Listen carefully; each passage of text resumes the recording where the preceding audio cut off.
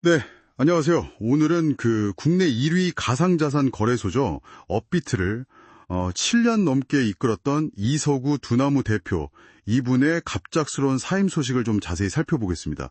저희가 받은 관련 기사들을 보면서요. 그 배경이랑 앞으로 어떻게 될지 한번 파헤쳐보죠. 네. 이른바 최장수 가상자산 CEO 이렇게 불렸는데 갑자기 퇴장하게 됐습니다. 어떻게 업비트를 그렇게 빨리 성공시켰는지, 또 왜 지금 물러나는지, 그리고 두나무는 앞으로 어떻게 될지 핵심만 좀 빠르게 짚어볼게요. 자, 바로 시작할까요? 네. 이게 단순히 한 기업 대표가 바뀐다, 이걸 넘어서요. 국내 가상자산 시장 전체가 좀 새로운 국면에 들어서는 거 아니냐, 이런 신호로도 읽을 수 있습니다. 생각해볼 지점들이 좀 있죠. 우선 이서구 대표 어떤 분인지 간단하게만 좀 볼까요? 전직 기자셨고 변호사도 하시고. 맞아요. 카카오 공동대표도 지낸 IT 전문가. 네, 맞습니다. IT 업계에서는 꽤 알려진 분이죠. 그렇죠. 2017년 말에 두나무에 합류해서 그 당시 좀 흔들리던 업비트를 진짜 단 3개월 만에 1위로 딱 올려놨어요. 창업자 빼고는 이 업계에서 제일 오래 CEO를 하신 분이고요. 네, 7년 반이면 정말 긴 시간이죠. 그 결과가 또 실적으로 나왔잖아요. 작년 매출이 1조 7천억 원, 영업이익은 1조 1천억 원이 넘고, 특히 2023년 1분기부터 3분기까지 보면 누적 영업이익률이 무려 91.9%였어요. 어마어마한 수치죠. 그러니까요. 100원 팔면 거의 92원을 남겼다는 건데, 이게 어떻게 가능했을까요? 좀 놀라운데요? 몇 가지 결정적인 게 있었어요. 일단 초기에 글로벌 거래소 비트렉스랑 제휴를 했잖아요. 네, 맞아요. 그걸로 100개가 넘는 코인을 막 상장시키면서 다른 데랑 확 차별화를 했죠. 그게 일단 컸고요. 또 카카오페이 인증, 이걸 도입해서 사용자들이 쓰기 편하고 좀 안전하게 느끼도록 그 문턱을 낮춘 거, 그것도 아주 중요했습니다. 확실히 카카오 연동은 편의성에서 큰 장점이었겠네요. 그렇죠. 그리고 월드체크나 체인 얼리시스 같은 그런 자금 세탁 방지 솔루션들, 이런 걸 도입해서 여기는 좀 믿을만하구나, 이런 신뢰도를 높인 것도 중요했고요. 2022년에 시작한 그 스테이킹 서비스도 새로운 수익원이 됐죠. 네, 정말 여러모로 성공 신화를 쓴 분인데, 근데 공식적인 사임 이유는 건강 문제, 그리고 조직 혁신을 위해서 물러난다, 이거였단 말이죠. 하지만 올해 초에 있었던 금융당국 제재, 이거랑 연결짓는 시각이 많아요. 이 부분이 좀 흥미롭습니다. 네, 그 부분을 안 짚고 넘어갈 수가 없죠.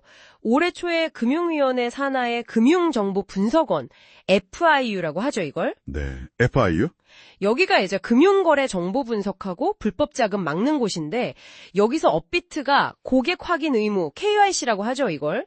일부 위반했다, 이런 이유로 영업 일부 정지 3개월, 이랑 이 대표 개인한테 문책 경고를 내렸습니다. 문책 경고면 상당히 무거운 제재 아닌가요? 네, 아주 무겁습니다. 금융사 임원한테는 이게 좀 치명적일 수 있는 제재예요. 나중에 금융권 취업 같은 데 제한이 생길 수도 있고요. 그때도 사실 책임지고 물러나야 하는 거 아니냐, 이런 얘기가 나왔었거든요. 그래서 이번 사임 발표가 그 연장선상에서 건강 문제 같은 걸 명분으로 내세우면서 최종적으로 결단을 내린 거다, 이렇게 보는 시각이 많습니다. 시기적으로 보면 그 제재의 영향이 크다고 봐야겠죠. 그렇군요. 제재의 무게가 생각보다 훨씬 컸네요. 그럼 후임자는 누가 유력합니까? 오경석 현 두나무 감사, 이분 얘기가 나오던데요. 맞습니다. 오경석 대표는 회계사 출신의 판사도 하셨고, 또 대형 로펌 변호사까지 지낸 말 그대로 법률이랑 컴플라이언스 전문가예요. 법률이 전문가. 네, 마침 내년부터 가상자산 이용자 보호법도 시행되고 시장이 점점 제도권 안으로 들어오면서 이 규제 리스크 관리가 어느 때보다 중요해졌거든요. 그러니까 이런 시점에 딱 맞는 규제 대응 능력을 갖춘 인물을 선택하려는 거 아니냐, 이렇게 보고 있습니다. 두나무 최대 주주하고 개인적인 인연도 좀 있다고 하고요. 그렇군요. 이 대표는 고문으로 남는다고는 하지만 사실상 경영 일선에서는 물러나는 건데, 그분의 퇴장이 앞으로 두나무, 그리고 이 가상자산 시장 전체에 어떤 의미가 있을까요? 또 이걸 지켜보는 우리 같은 사람들에게는요. 이 대표는 업계 협의체인 닥사 있잖아요. 그 디지털 자산 거래소 공동협의체? 네, 닥사. 거기 초대 의장도 맡고 하면서 시장 초기의 성장을 이끌고 또 제도화 과정에도 기여를 많이 한 뭐랄까 좀 상징적인 인물이죠.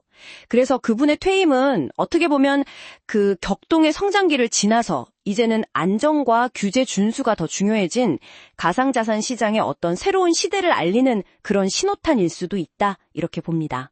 아, 시대가 좀 변하고 있다는 거군요. 그렇죠. 앞으로 두나무는 이제 거래소 사업뿐만 아니라 증권 플러스 같은 핀테크 사업도 있고 람다 256 같은 블록체인 기술 자회사도 있고요. 이런 다양한 사업들 간의 시너지를 내야 하고 또 글로벌 확장도 해야 하고 그러면서 동시에 점점 강화되는 규제 환경에도 잘 대처해야 하는 이런 복합적인 과제를 안게 된 거죠. 그래서 새로운 리더십이 이 과제들을 어떻게 풀어나갈지 이게 이제 핵심 관전 포인트가 될 겁니다. 정리해보면 업비트의 그 눈부신 성장을 이끌었던 좀 혁신가형 리더에서 이제는 규제 환경에 좀 더 능숙한 전문가형 리더로의 전환 가능성? 이런 게 엿보이는 거군요. 업계 전체의 기류 변화를 보여주는 좀 상징적인 사건 같아요. 네, 맞습니다. 시장이 성숙 단계로 접어들면서 기업이 필요로 하는 리더십의 유형도 자연스럽게 변화하는 거죠. 이제는 규제와 함께 가야 하는 시대가 된 겁니다. 그럼 마지막으로 이 질문을 한번 던져보겠습니다. 끊임없이 기술 혁신하고 빠른 성장을 추구하는 그런 문화와 또 법규를 철저히 지키고 안정성을 최우선으로 하는 문화. 미래의 성공적인 가상자산 기업은 과연 이 두 가지 가치 사이에서 어떤 최적의 균형점을 찾아야 할까요? 여러분도 한번 생각해 보시면 좋겠습니다.